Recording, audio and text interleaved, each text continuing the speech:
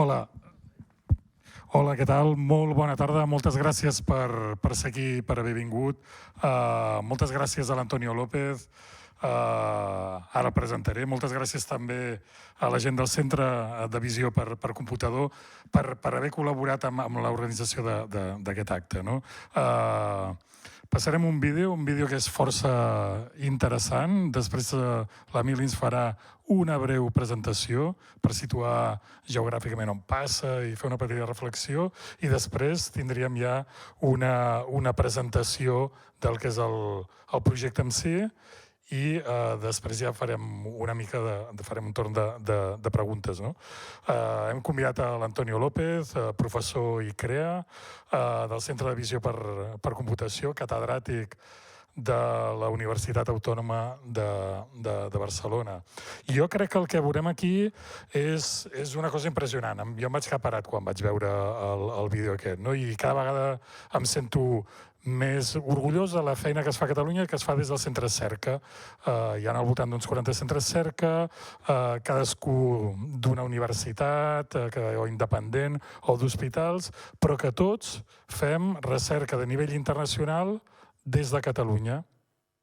I l'únic que demanem és una mica més de quartos, l'únic que demanem és una miqueta més de pressupost, perquè amb el que tenim s'estan fent coses fantàstiques. Amb el que tenim s'està publicant al Nature. Amb el que estem fent nosaltres estem atacant problemes reals i necessaris per resoldre de la nostra societat. I el d'avui és un exemple claríssim. Llavors serveix aquest acte per això, per reclamar una miqueta més de presència a la recerca, als programes dels partits polítics, ara que tenim eleccions a Catalunya i les tindrem a Europa. Dit això, passem a projectar el vídeo i després ja continuem parlant. Vinga. Bueno, espectacular, de veritat. Ho trobo espectacular i francament força interessant. Tot teu, Emili.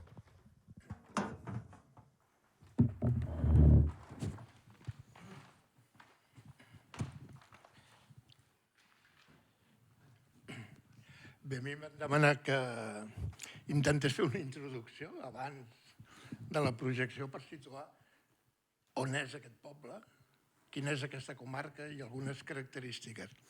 De fet, algunes coses ja les heu pogut veure. Perdó. De fet, algunes de les coses ja les heu pogut veure en el vídeo. És Pirineu absolut. Hi ha una diferència del 2022 a ara, és que ara sí que tenen cobertura de mòbil. I el que intentaré fer d'una manera molt ràpida és situar-ho. És una vall, la vall d'Àrreu, i al Pirineu les valls és l'element clau per entendre com s'estructuren les comarques. Les valls totes estan basades en algun riu, i en aquest cas és el riu de la Noguera Pallaresa. I totes les valls són de nord a sud. Per tant, imagineu-vos que la comarca de l'Alta Ribagorça té 6 valls, per tant té 6 rius, i la transversalitat entre vall i vall és molt complicada. És a dir, hi ha muntanyes de 2.500 metres que ho fan com molt difícil.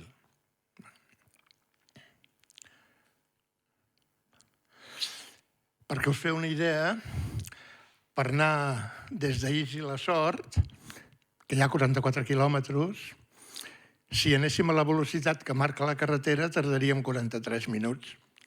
Això, en la majoria de dates, sobretot de la tardor, hivern i primavera, és molt complicat i, per tant, fer 44 quilòmetres pot representar anar a 30 quilòmetres per hora o els 20 que deien que el cotxe podia anar. El mateix passa a Lleida, la Seu d'Urgell, i a Barcelona es tarden 4 hores. És una comarca que només té 15 municipis, però en canvi té 135 nuclis de població. Per tant, hi ha 135 camins que van a parar a nuclis en els que hi pot haver-hi 2 famílies, 4 famílies. Si no recordo malament, a Alòs em sembla que hi viuen 80 persones d'una manera més o menys permanent. I el municipi de la Vall d'Àneu, que és la vall en la que hi ha el municipi en què s'ha fet la prova, hi ha 8 nuclis de població. Abans ha sortit que Alòs era una entitat municipal descentralitzada, això vol dir que té una certa capacitat de gestió independent del seu ajuntament. De fet, a la presentació que es va fer a l'Institut d'Estudis Catalans hi va participar-hi l'alcalde de l'entitat municipal descentralitzada, que va ser escollit pels 60 veïns que tenen dret a vot en aquella entitat. Perquè es feu una idea, i això lligaria molt amb el que deia l'Antonio en el vídeo, hi ha un 21% de la població de la comarca, que només són 7.300 habitants, major de 65 anys. El qual ja podeu imaginar-se que això representa unes 1.500 persones que en 5 anys, els que en tenen 65, difícilment els hi tornaran a donar el carnet de conduir. Per tant, aquest projecte, en aquest sentit, pot ser molt important. I si us hi fixeu en les dades, només hi ha un 13% de joves i sí, hi ha un 66% de persones entre els 16 i els 64 anys. Però en 10 anys només s'ha incrementat la població en 170 persones. I per què aquest projecte ens va semblar que era molt interessant d'explicar i d'enquadrar-lo en el tema rural? Perquè incrementa la qualitat de vida, pot ser un element contra el despoblament, pot ser un element que afavoreixi l'economia. Evidentment és un projecte sostenible, és un cotxe elèctric. Com a valor afegit de l'experiència a Alòs hi ha un carregador de cotxes elèctrics, el qual no és que n'hi hagin massa pel Pirineu, per tant, si teniu un cotxe elèctric, podeu garantir que si aneu a dormir o aneu a passar una estada a Alòs o als pobles de les Rodalies, podreu carregar-lo. I a més és bo per mantenir la biodiversitat de la zona. Això només és un llistat de tecnologies que avui hi ha algú que està proposant o està provant pels Pirineus. És a dir, a banda de l'experiència molt interessant del centre de computació, hi ha gent que està treballant amb drons capaços de superar les muntanyes a través d'un projecte també d'intel·ligència artificial d'una empresa que està a Lleida i que poden portar 30 quilos. Imagineu-vos el que això pot representar per portar menjar, per portar medicaments, etc. S'estan generant plataformes de salut per poder fer tractaments, per poder fer manteniment de malalts crònics en remot. S'estan preparant experiències per dotar els avis de comunicacions amb tablets o amb petits ordinadors perquè no se sentin sols. Hi ha temes de cultura digital i, evidentment, suposo que heu llegit que últimament la Generalitat ha creat una espècie de furgoneta que porta bancs mòbils i que hi ha una altra furgoneta que porta equipament per poder fer tràmits, que és un dels problemes importants per la gent gran. Però també hi ha experiències de sensorització per mantenir els ramats, per allunyar els ossos, etc. I en el cas concret de la Vall d'Àneu es dona la casualitat que hi ha un dels pocs centres de coworking, per tant, d'espai compartit de treball de l'Alt Pirineu. Per tant, vol dir que si algú vol anar a treballar a l'alta muntanya ho pot fer. Bé, com que això tenia que passar abans, la meva intervenció aquí era, i ara veurem l'experiència del transport autònom, que ja l'hem pogut veure. I simplement reafirmar-me el que deia abans, que les tecnologies i el món rural són un repte molt, molt important i que aquesta experiència posa en valor que realment el Pirineu o el món rural també pot ser un laboratori de recerca científica i de col·laboració entre el món rural i la universitat o els centres de recerca. Quan vulguis.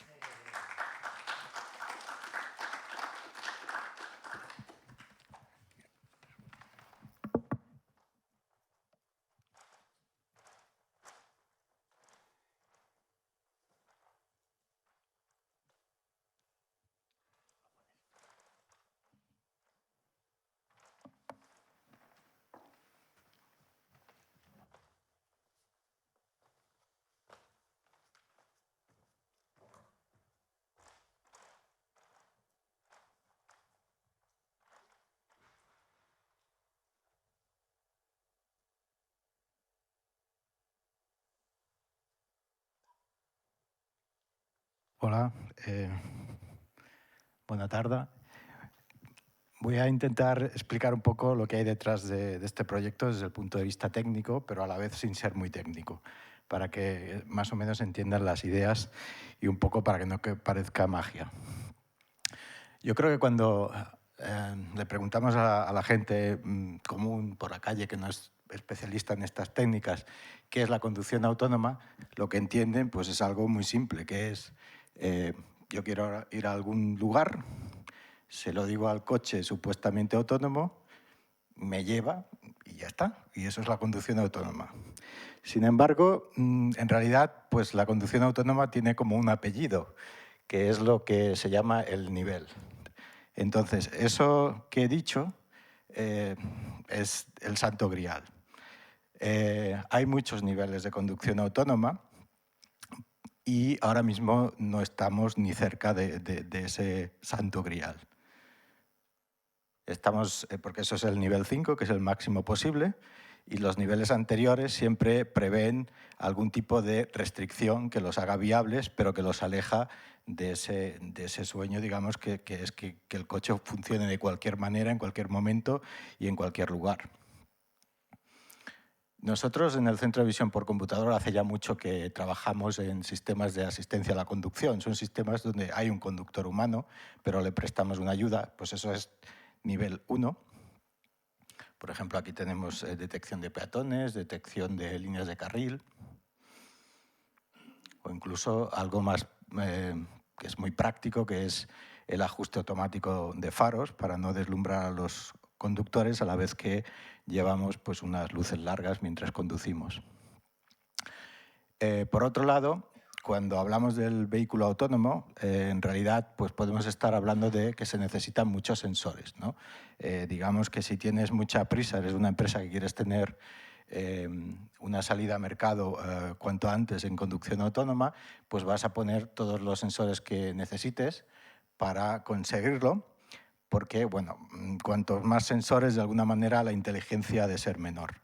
Sin embargo, en el centro de visión por computador pues nos centramos en el uso de cámaras y ya sean nocturnas o normales, diurnas. Podemos usar otros tipos de sensores, lo hemos hecho, pero digamos que cuando podemos elegir siempre intentamos hacerlo con cámaras. Un poco la idea sería, pues, como se ilustra en esta película ya un poco antigua, nuestra idea sería como este carácter de una película donde tiene muchos ojos y bueno, a partir de ahí se mueve, ¿no? Pues lo nuestro sería un poco igual. Esto sería un coche sin espinas, pero con muchas cámaras para poder ver todo lo que tiene alrededor. Entonces, en realidad, para un ordenador, una imagen, que es lo que nosotros queremos procesar, es esto, un montón de números, digamos, con una cierta distribución. Y de esos números es de lo que tenemos que sacar la información de lo que realmente tenemos a nuestro alrededor para poder circular, ¿no? Nosotros, si miramos los números directamente, no entendemos nada. Necesitamos que se traduzca pues, a unos ciertos colores o niveles de grises, que es lo que nosotros entendemos. Pero para la máquina son miles de números, nada más. Entonces, esto se procesa con lo que se llaman hoy en día serían redes neuronales, que bueno, son aquí una neurona es simplemente pues, una función a la que le das una serie de entradas, las pondera de una cierta manera y nos da una salida. Pues en vez de tener una neurona, pues se tienen millones de neuronas y se organizan de una manera jerárquica en digamos, capas, donde pues, las primeras capas tratan con los datos de entrada, que son las imágenes, y las siguientes capas pues, van tratando con información ya procesada por otras neuronas. De forma que, idealmente, al principio tenemos como unos, digamos, características muy genéricas y al final tenemos características que están muy relacionadas con el problema que tenemos que resolver. Por ejemplo, esto ilustra una red para detectar caras. Entonces, aquí el trabajo, cuando hablamos de entrenar la red, que es algo que se ha dicho de una u otra manera en el vídeo, pues de lo que se habla es de dar valor a estas ponderaciones. Y eso se consigue, pero no para una neurona, sino para todas las neuronas, con lo cual hablamos de millones de valores. Eso se consigue a base de dar ejemplos a la red durante ese entrenamiento de lo que queremos. Eso se llama supervisar la red. Entonces, bueno, pues a partir de muchos ejemplos, miles de ejemplos, conseguimos que aprenda lo que queremos. Y bueno, pues estas redes pues tienen múltiples arquitecturas, eso en sí mismo es un tema de investigación, etc. Entonces, también querría aclarar que lo que acabo de decir pues, estaría en el terreno de lo que se conoce como aprendizaje profundo, que está relacionado con la visión por computador, con la robótica, y es un subcampo de lo que se conoce como aprendizaje máquina, que es que las máquinas aprendan. Pero este aprendizaje profundo es solo un tipo de maneras de aprender. Y todo esto pertenece al campo de la inteligencia artificial. Entonces, ¿qué sucede? Que normalmente pues a nivel periodístico o de los medios, normalmente se habla de inteligencia artificial, pero la verdad es que eso es una referencia muy grosera porque abarca muchísimas cosas, ¿no? Hoy en día es cierto que casi siempre que se dice inteligencia artificial, lo que hay detrás y a lo que se están refiriendo es algo que está aquí, en este aprendizaje profundo. Entonces, con eso en mente, podemos construir sistemas de conducción autónoma. Digamos que la vía clásica consiste en tener sistemas que detectan, nosotros llamamos objetos, no por afear a nadie, pero se refiere a vehículos, personas, ciclistas, todo esto. Podemos hacer sistemas que segmentan dónde está la carretera en una imagen, sistemas que nos dicen la profundidad, la distancia a la que están las cosas, y con todo eso podemos, ya desde el punto de vista más de la robótica, hacer o correr modelos que pueden trazar una trayectoria en el vehículo a partir de esta información de lo que tenemos alrededor. Eso es el método más clásico. Aquí os dejo un ejemplo de una empresa muy conocida que se llama NVIDIA, que bueno, pues es una de las que han conseguido que todo este tema del aprendizaje profundo pues sea una realidad. Entonces, en este sistema se van detectando pues, los distintos elementos de la carretera que tienen interés y a partir de ahí pues, el coche puede funcionar de forma autónoma. Esto es un prototipo, funciona en ciertas condiciones. Lo digo porque cada vez que uno ve un vídeo de estos parece que el tema ya está resuelto, pero no es que sea así, es simplemente que siempre hay casos donde todo va bien, pero bueno, el mundo es muy grande y no siempre es así. Bien, entonces, el problema que tiene es que para entrenar, para dar esos ejemplos a la red, para que aprenda, hemos de coger imágenes y etiquetarlas. Normalmente se ha hecho a mano. Es decir, si queremos que sepan lo que son personas, hemos de coger imágenes y donde hay una persona, pues darle alguna información, como una cajita, que diga, esto que hay dentro de la cajita es una persona. O si queremos enseñarle lo que es una carretera, tenemos que delinear esa carretera y decir, esto que hay aquí es un ejemplo de carretera.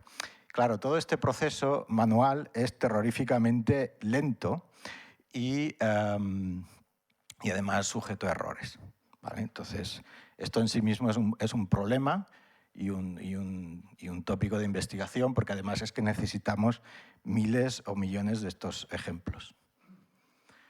Nosotros en el Centro de Visión por Computador, una de las cosas que somos pioneros es que ya propusimos hace más de 15 años que podíamos utilizar gráficos por computador para generar imágenes a nuestro antojo y de forma que esas imágenes tuvieran toda la información necesaria asociada y de forma automática para poder entrenar esos sistemas. Y además pues, podemos controlar todo lo que pasa en esas imágenes, ¿no? Entonces, lo que sucede es que cuando entrenamos los sistemas con datos sintéticos y luego tienen que funcionar en datos reales, pues hay un problema al que llamamos adaptación de dominio, que es en sí mismo un problema científico que tenemos que resolver y bueno, pues en ello estamos. Un ejemplo que me gusta es este de la detección de profundidad con una sola cámara. Entonces, normalmente, hasta hace unos 10 años, cuando uno hablaba de detectar la profundidad al contenido de una escena, siempre se refería a utilizar algún tipo de sistema binocular inspirado en el ser humano. Y bueno, aquí en realidad solo usamos una cámara y es porque podemos usar estas redes neuronales que hemos entrenado y que, incluyendo datos sintéticos como los que he enseñado, y que son capaces de, a partir de una sola imagen, decirnos a qué distancia está cada uno de los elementos que se ven. Aquí esto es lo que llamamos un pseudocolor. Cuanto más azul oscuro es que está más cerca y cuanto más rojo es que está más lejos. Es una manera solo de visualizarlo. Entonces, cuando conseguimos eso, incluso podemos ver la misma escena desde otros puntos de vista, porque tenemos la geometría de la escena y el contenido de la escena. Aquí, por ejemplo, a partir de unos vídeos de GoPro y con un modelo que ya estaba entrenado, cuando fuimos la primera vez a ISIL, antes de empezar oficialmente el proyecto, una cosa que... a ver si consigo que haga esto play. A ver, sí. Una cosa que nos gustó es que, si os fijáis, bueno, es un poco difícil de ver, pero sí. Aquí tenemos un perro. La red nunca había visto un perro, sin embargo aquí, aunque no se ve muy bien por la luz de la sala, sí que detecta que hay un objeto. No sabe que es un perro, pero sí que es un obstáculo y que por tanto no puede atravesarlo. Sin embargo, había otros casos, como este de aquí, donde tenemos una estructura horizontal que no es capaz de verla. ¿Y esto por qué? Porque en esos ejemplos que le dimos nunca vio nada de ese estilo. Entonces, si le doy al play de este vídeo, se puede ver cómo a medida que la persona va alzando la valla, va a llegar un momento que sí que empieza a verla. Que será pues, a partir de ahora. ¿Y esto por qué? Porque con los datos que entrenamos había multitud de farolas, postes, elementos urbanos que se parecen a esa estructura puesta en vertical y que por tanto sí que estaban cubiertos por el entrenamiento. Pero con esto lo que quiero decir es que hay que ir con cuidado de realmente cubrir la red con un buen entrenamiento, porque hay cosas que podrá extrapolar, como aún no habiendo visto ningún perro antes en el entrenamiento, sabe que es un obstáculo, pero no siempre está garantizado. A veces puede equivocarse y por eso es bueno, pues importante saber entrenar. Pero bueno, todo esto son sistemas que son más bien de percepción, es decir, nos permiten entender lo que vemos, pero todavía no nos movemos. Y tienen este problema de tener que anotar datos. Entonces, otra vía, que es la que nosotros somos también pioneros, es decir, bueno, no vamos a optar por un enfoque clásico donde tenemos múltiples módulos que hablan entre ellos y se combinan, y, en fin, lo clásico de la ingeniería, sino que vamos a tener una red neuronal única, muy grande, y que le vamos a dar datos de sensores y directamente esa red nos va a dar ya cuál es la aceleración y el ángulo de giro del volante, sin que nosotros le digamos de forma intermedia qué es lo que tiene que, por decirlo así, que ver. Tiene que aprender la propia red qué es lo importante, qué es lo que tiene que entender para hacer las maniobras. Y la ventaja de esto es que esta información, cuando la usamos para entrenar esta red, esta información es automática, porque cuando se sale a coger datos con un coche, esto se puede leer con unos sensores y no necesitamos humanos que anoten datos o etiqueten datos para entrenar la red. O sea, que es un poco lo que decía aquí. Entonces, ¿y cómo la vamos a entrenar? Pues la vamos a entrenar por imitación. Es decir, va a haber humanos conduciendo coches y a partir de ahí la red lo que va a hacer es aprender a imitar cómo lo hacen. Para eso, como ya estos son elementos dinámicos, lo que necesitábamos era, en aquel entonces que empezamos con esto, que no teníamos coche, pues necesitábamos un simulador y no lo había. Entonces, con Intel Labs lo que hicimos fue desarrollar un simulador que llamamos Carla hace 7 años y que hoy en día es un estándar de facto internacional. O sea, todo el mundo usa nuestro simulador, que ya está por no me acuerdo qué versión, la 15 o no recuerdo ahora exactamente, pero era crucial para nosotros. Fue algo así como un un paso intermedio para llegar a nuestro objetivo final. Pero bueno, este paso intermedio ha sido muy útil y ya os digo que hay mucha gente que lo utiliza. Por ejemplo, en este proyecto del Pirineo, pues lo usamos para reproducir un mapa, como ahora veremos un poco más, pero la gracia es que para probar ciertas ideas, pues teníamos para cada píxel de la imagen su significado, su distancia, y además pues podemos ver cómo funciona el vehículo desde distintos puntos de vista.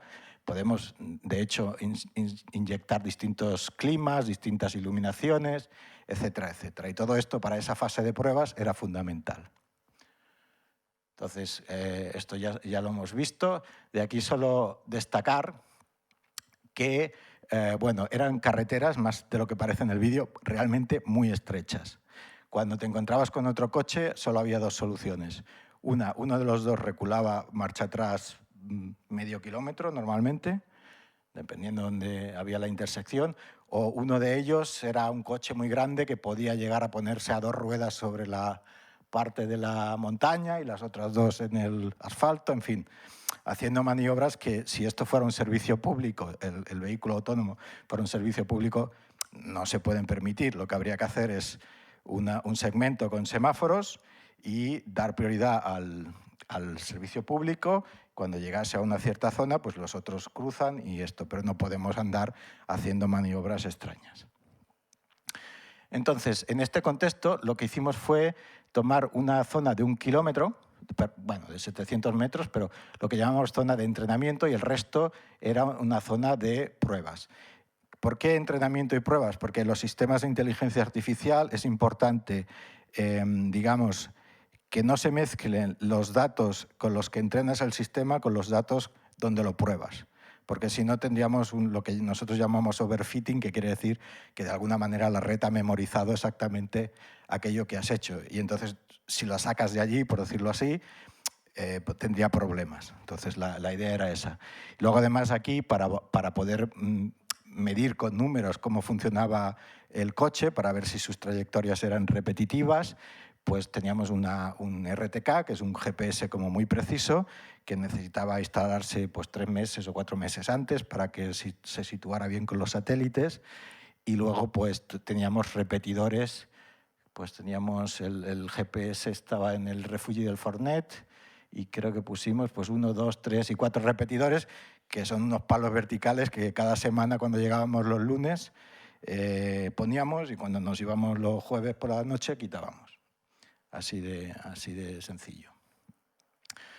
Y bueno, para hacer nuestro mapa de la zona y hacer todas las pruebas en el simulador, pues lo que hicimos es coger datos del Centro Nacional de Información Geográfica de Cataluña, que nos permitía tener la carretera, pues como la veis aquí, que donde solo hay la geometría, falta todo por poner, pero ya se puede ver el tamaño real del coche versus el tamaño real de la carretera y las caídas como son, esto es correcto.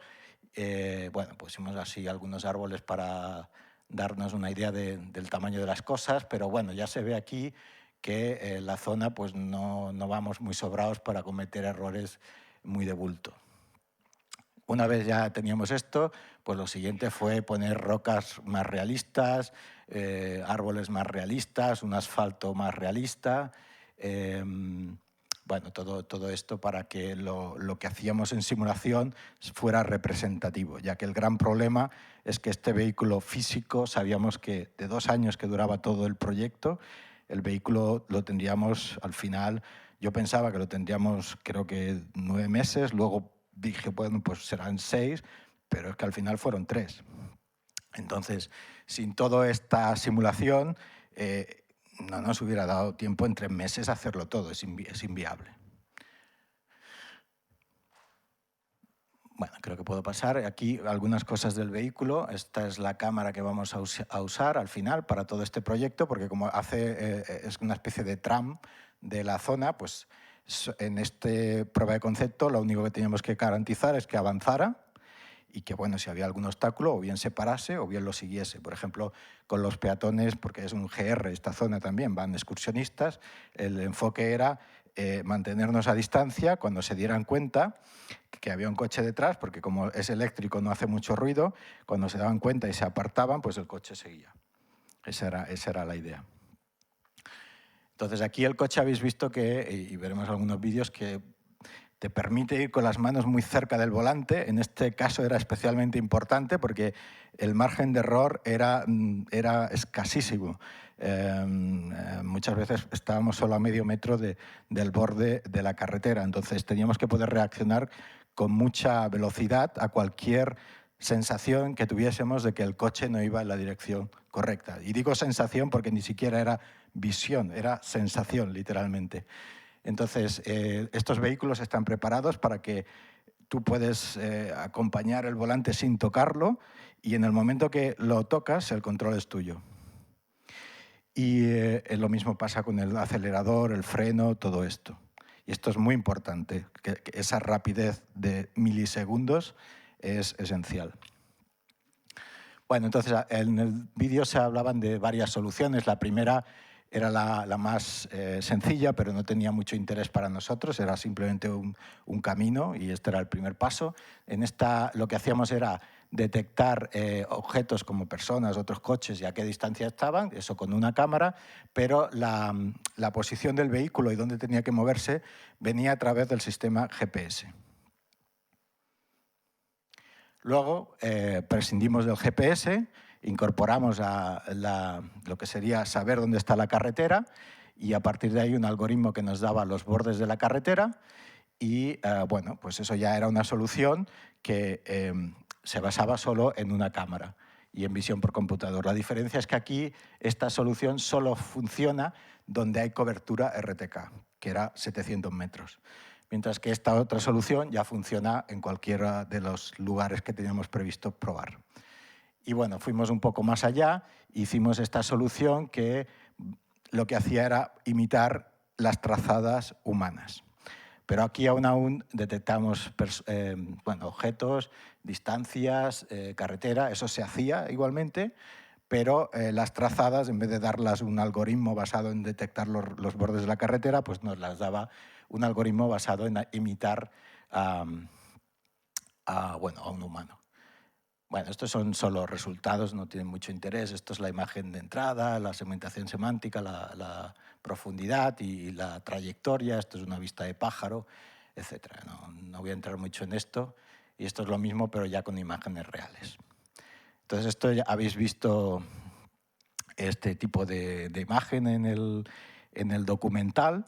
Estas imágenes son las que se seleccionaron para el documental porque supongo estéticamente les parecían más convenientes a la productora, pero bueno, también hay el montaje del director, por decirlo así, que son imágenes que no salen en el documental y que quizá, como estas de aquí, dan un poco más sensación de la complejidad de algunas zonas, como esta de aquí, donde íbamos en nieve.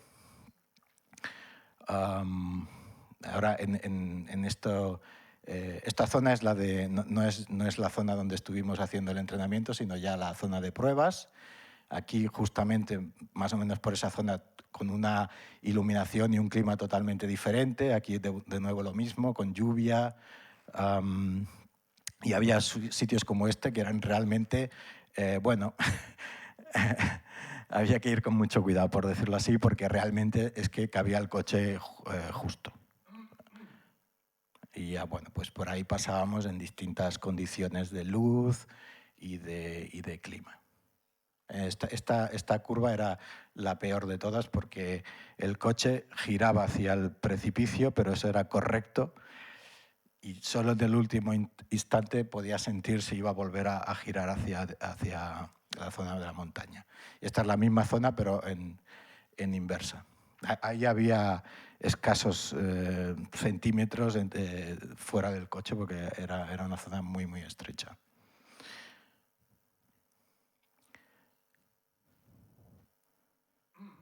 Bueno, estos son más ejemplos. La cuestión es que una vez ya hicimos la demo y el proyecto estaba aceptado, lo que pensamos fue, bueno, ya que estamos aquí, que por cierto, entre llevar y traer el coche, pues cuesta creo que 8.000 euros de viaje, ya que estamos aquí, pues nos esperamos un poco más y vamos a ver si nieva y hacemos todas las pruebas con nieve también, que eso no estaba ni previsto. Pero bueno, con nieve ya hemos visto ejemplos, pero es que además dijimos, ¿y qué pasa si vamos por la carretera que no tiene asfalto? Bueno, aquí en el vídeo se veían algunos casos, de nuevo los que eran más estéticamente más convenientes, pero bueno, yo también tengo aquí la prueba del director, donde además pasó realmente lo que habíamos previsto, que fue un wow total, porque encontramos a una excursionista y el coche reaccionó tal como habíamos pensado, que era mantener la distancia y cuando se apartó pasar.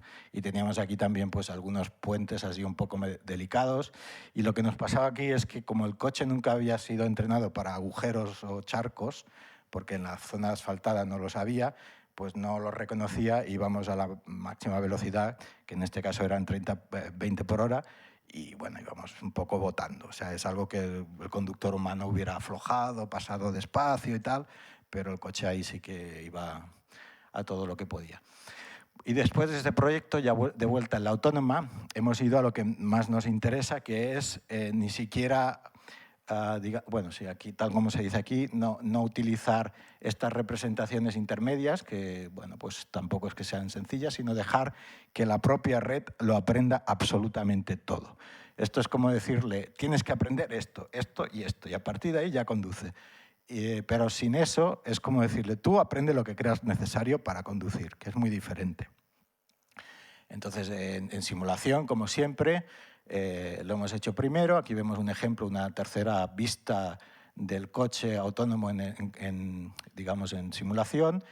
Esto es la imagen que procesa este coche para moverse, y estos mapas como de calor es en lo que se está fijando para conducir, qué es lo que mira. Uno pensaría que eso sale de forma espontánea, pero no es así. O sea, si le dejamos a la red aprender realmente de la manera que quiera, no lo que quiera, sino de la manera que quiera, bueno, pues aprende cosas que no son exactamente lo que te esperas y conduce bien, que es lo que te deja un poco desconcertado.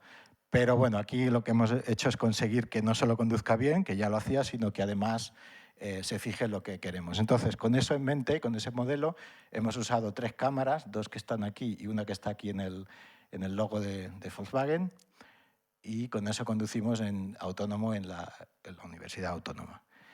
Estas son las cámaras. Esto es que le podemos decir el comando de alto nivel, que se refiere a cuando llegas a una intersección, pues como te dice el navegador, pues gira a derecha, izquierda o sigue recto, depende cuál sea tu destino final. Y bueno, pues aquí lo más sorprendente es que, bueno, pues sí que ha generalizado a situaciones que no teníamos contempladas. Por ejemplo, creo que si no ha pasado ya, ahora pues hay un caso donde en esta zona, sí, de repente un día por la ruta había un autobús ahí aparcado y nos dejó escasos metros de margen para ir a nuestro destino, pero bueno, el coche pues lo hizo bien y no chocamos con el autobús. Digamos que una característica es que solo tenemos un coche, así que tenemos que cuidarlo muy bien porque cuesta mucho dinero tenerlo, digamos, a punto. Aquí pues competíamos con otro que también estaba aprendiendo, que es la autoescuela. Y una de las cosas que se ve en este vídeo, que bueno, para no alargarlo mucho lo puedo adelantar, es que en la autónoma por lo menos hay muchos de estos montículos para que la gente reduzca la velocidad. Entonces el coche, pues a partir de los ejemplos de un conductor, es capaz de, cuando ve uno de estos montículos, como va a ser el caso ahora, este montículo de aquí, decelera, pasa el montículo y luego sube. Que eso es un comportamiento que ha aprendido a base de imitar a los conductores humanos. Ese comportamiento, si lo hubiéramos intentado programar explícitamente, hubiera sido muy complejo, porque la diferencia entre las dos soluciones basadas en visión que hicimos en el Pirineo es que la que se basaba en encontrar los bordes de la carretera, cada vez que había un error, el ingeniero tenía que mirar por qué era el error, añadir nuevos algoritmos, corregir código, etc. Mientras que en el segundo caso, por imitación, lo único que teníamos que hacer era añadir más datos, pero el sistema, el algoritmo era el mismo. Y bueno, aquí pues finalmente va, digamos, esquivando personas y haciendo una trazada que sea respetuosa con los peatones. Bueno, yo creo que lo podemos dejar aquí, para no extenderme más. Gracias.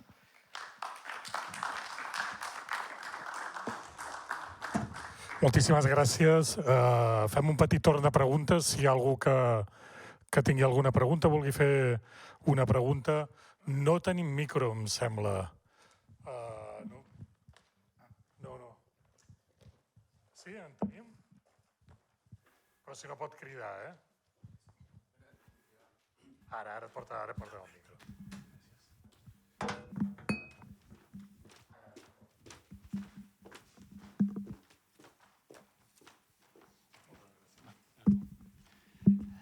No, a mi m'ha agradat, sobretot perquè ha explicat bé el que és la intel·ligència artificial. És a dir, perquè darrere de la intel·ligència s'ha creat tot un mite de que són intel·ligents, realment no ho són. Aquí s'ha vist perfectament que actuen perquè abans han estat programats d'una manera o altra. El segon punt, i això s'ha vist clar, que moltes vegades no es veu clar quan t'ho expliquen i tal, però s'ha vist molt clar aquí amb aquest experiment. L'altre punt és que si està justificat que s'investigui en això en diners públics. A mi la justificació que s'ha dit del Pirineu i la inversió que hi ha no em val, perquè d'entrada, d'enquesta gent que hi ha als Pirineu, qui es podrà comprar un cotxe d'enquestos? I després plantejar l'utopia aquesta dels drons, que hi haurà drons i tal, la misèria que hi ha al Pirineu, que té un fons econòmic determinat de l'economia que avui dia s'està fent, que no té res a veure amb això, que això no. I a mi això em sembla que, com està passant a moltes investigacions, que al final s'investiga la pública i se'n fa hereu d'això i negoci la privada, els interessos privats. En aquest sentit, no m'ha semblat gens justificat la qüestió que s'ha donat de justificar els valors èticament per la investigació, els diners que es gasten per la qüestió del Pirineu, la veritat. Moltes gràcies. Com ho contestem, això? Bueno, aquí digamos que tendría que remitirme a la propia Generalitat, ¿no? Pero no, como no estoy de acuerdo voy a contestar yo mismo.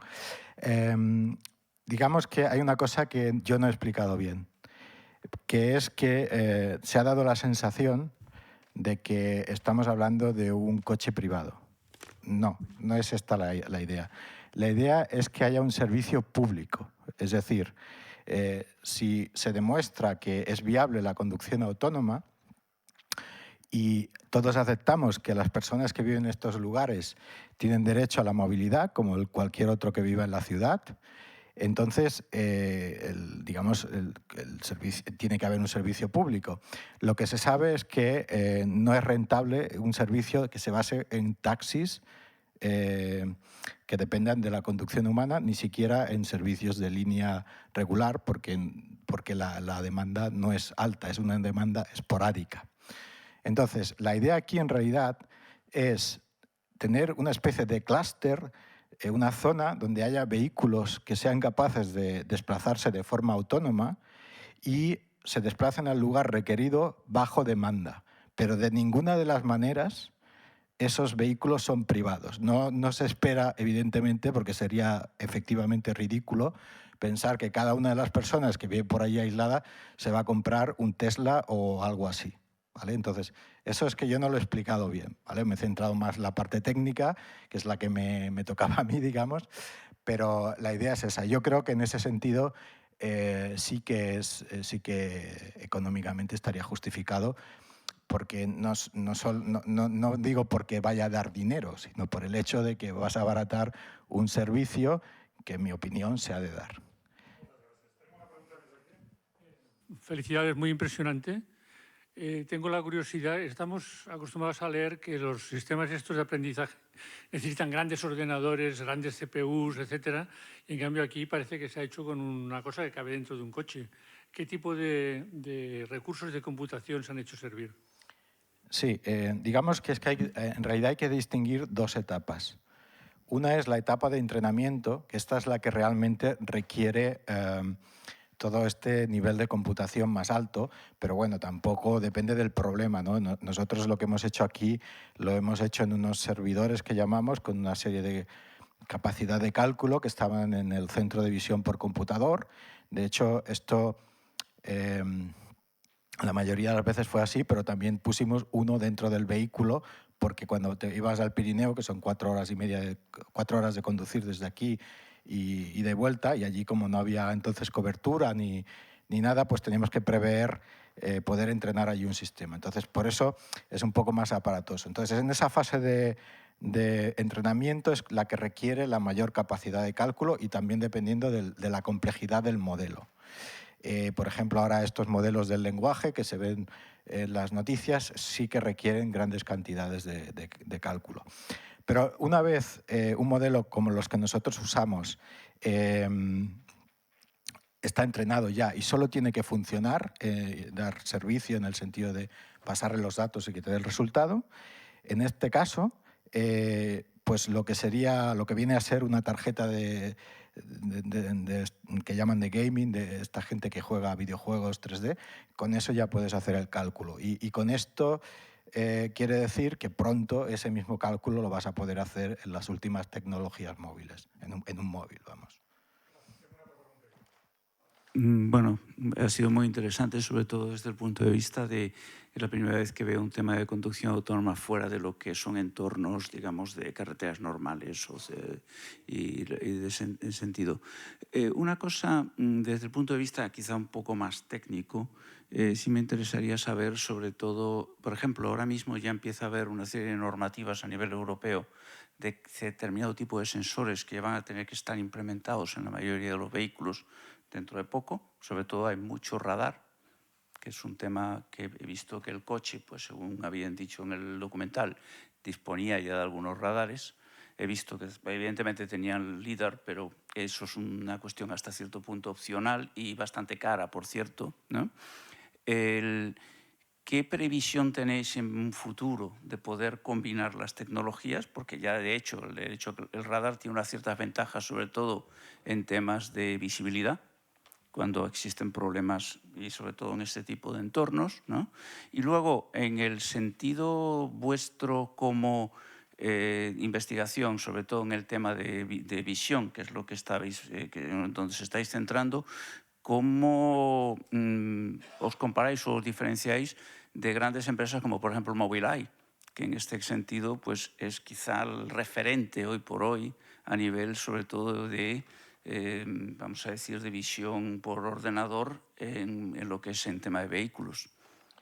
Bueno, digamos que voy a casi a ir de atrás para adelante, o sea, de lo último a lo primero.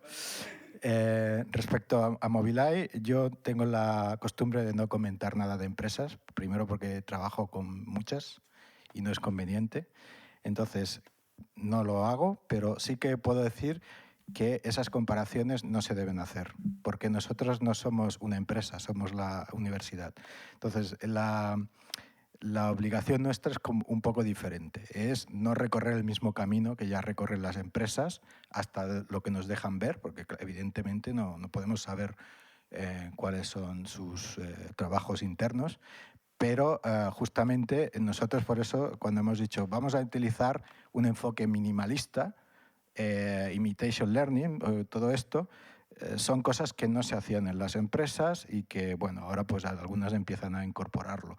Nuestro camino ha de ser diferente, con la posibilidad alta, incluso, de fracasar, ¿vale? Porque no es la manera.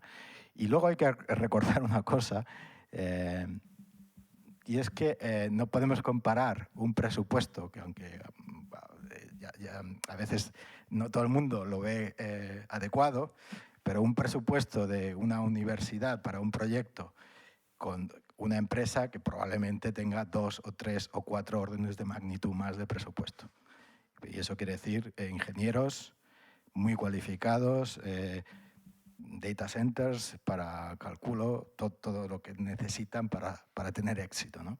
Entonces no podemos comparar. Nuestro enfoque siempre es vamos a intentar ir allá donde no ha ido nadie, porque a lo mejor es que no es el buen camino, pero hoy sí lo es. Eso respecto a Mobileye. Luego, respecto a lo del radar, a ver, nosotros lo de la cámara es más que nada porque es un sensor muy barato. Si conseguimos, yo qué sé, conducir con 20 cámaras, ahí puestas de forma disimulada en el vehículo, no una cámara tal como se ve ahí ahora, que es un poco ladrillo, la verdad. Pero en el futuro eso no será así, serán prácticamente invisibles. Entonces, si tenemos muchas y valen a euro la cámara, pues que tienes 20, pues 20 euros. Entonces, por eso los LiDAR no los usamos, porque son extremadamente caros. Ahora bien, si la tecnología de LiDAR sólido, que se parece a una cámara, acaba siendo barata, no le haremos ascos. Y el radar, en todo caso, puede... Me refería más que todo al radar porque, de hecho, va a estar estandarizado. Sí, el radar lo podemos usar como complemento a la cámara, sí. Pero el radar solo no lo podemos usar porque, para empezar, los peatones ni los ve. Entonces, ¿puede ser un complemento? Sí. Y si es un radar barato que está bien integrado con un sistema de cámara, por supuesto lo podemos utilizar sin ningún problema. Lo que pasa es que no queremos, o sea, cuando se abordan estos proyectos de movilidad autónoma, hay un enfoque más de inteligencia artificial y otro enfoque que es un poco más de la robótica. La robótica son más de poner muchos sensores y a partir de ahí centrarse en la parte de control y planificación del movimiento, y en la inteligencia artificial somos más de poco sensor y más inteligencia, por decirlo así. Entonces, supongo que la solución estará en medio, ¿no? Pero nosotros somos más de tendencia minimalista en la tipología de sensores. Bé, em permeto fer l'última pregunta. Si no n'hi ha cap més urgent, allà n'hi ha una urgent, d'acord? O d'important. Sí, m'ha semblat... Bueno, moltes gràcies, és superinteressant l'assumpte. M'ha semblat que les càmeres que teniu aquí només són delanteres. Això vol dir que el cotxe no pot anar cap enrere, o és que esteu pensant, com deies, ampliar el número de càmeres? Sí. La segona, perdona, són tres coses també. La segona és què falta des d'aquesta aproximació que feu vosaltres perquè aquest cotxe autònom ho sigui també en àmbit urbà, i si és utilitzable el mateix model amb alguna ampliació d'entrenament o el que sigui. I la tercera, tornant a l'assumpte econòmic, que no sé si l'heu fet, clar, jo entenc que el que deies, el que he entès que s'hauria d'aplicar, o segurament s'aplicaria, és que fos un concessionari que tingués aquests cotxes i que els usuaris, a demanda, com deies tu, demanessin aquests cotxes, no? Aleshores, la pregunta és si heu estudiat, que m'imagino que no, i tot i això penso que la cosa té valor, si heu estudiat si el preu seria competitiu per fer un viatge d'aquesta mena. A ver, si me acuerdo de las tres preguntas. La primera era de... Sí.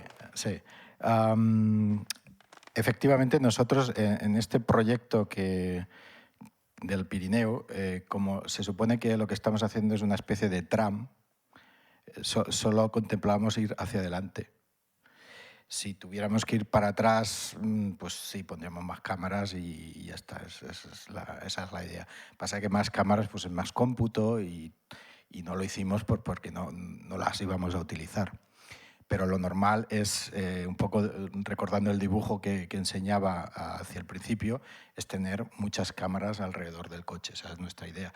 Y si hay radar, pues también, o sea, no es problema. Eso, digamos, tener percepción 360 grados no debería ser un problema. Luego, el tema económico. El tema urbano era la segunda. ¿Perdona? No, la segona era sobre el tema urbà.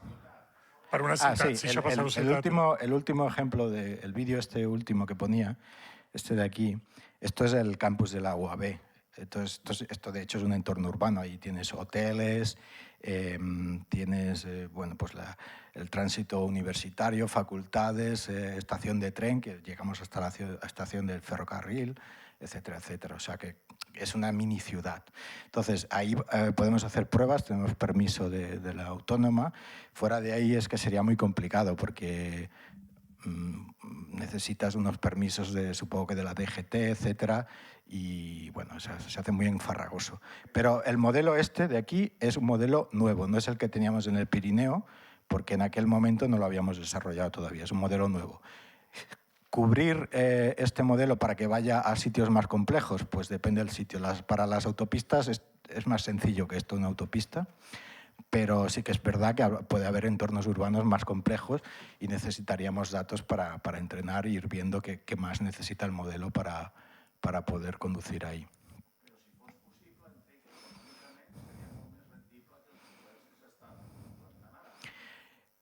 Los modelos que se están implantando ahora, no sé... Es que no sé el precio que tienen, la verdad, pero es que muchas veces lo que te cobran no es el coste real del producto. Espera, i la tercera, jo dic perquè hem d'anar tant, la tercera pregunta era si s'ha fet un estudi econòmic, Bueno, m'imagino que encara no. Digamos que nosotros eso no lo vamos a hacer, ¿no? El CVC no hace esto, pero sí que la Generalitat cuando nos lo encargó sí que vino con números de por qué era justificable tener un servicio de este estilo respecto a taxis humanos o otro tipo de servicios. Sí. Ellos sí que hicieron este estudio. Lo que pasa es que nosotros, más allá de ahí, nuestra parte es la técnica. L'última pregunta que jo et volia fer és, a partir d'ara què? Els propers 2 anys, cap on enfoqueu la recerca? Bueno, pues hay varias cosas. Una es que estos sistemas, son muy ventajosos porque con poco los hacemos conducir, pero el problema que tenemos ahora es que necesitamos poder explicar las decisiones que toman, por qué las toman. Entonces, esta cosa que en realidad es general de toda la inteligencia artificial, poder explicar por qué una decisión que ha tomado un sistema ha tomado esta y no otra. Esto es una de las cosas más importantes en las que nos tenemos que centrar. Y bueno, pues también en línea de algunas de las preguntas, debemos de empezar ya a tener un sistema con más cobertura en todo el vehículo para poder, no sé, cuando llegabas a una rotonda, a día de hoy, como solo miramos para adelante, tengo que ser el conductor de seguridad el que mira en los extremos por si viene un coche, frenar. ¿Vale? Pues entonces ir incorporando todo lo necesario para que sea totalmente independiente. Moltíssimes gràcies, molt interessant. Ho deixarem aquí.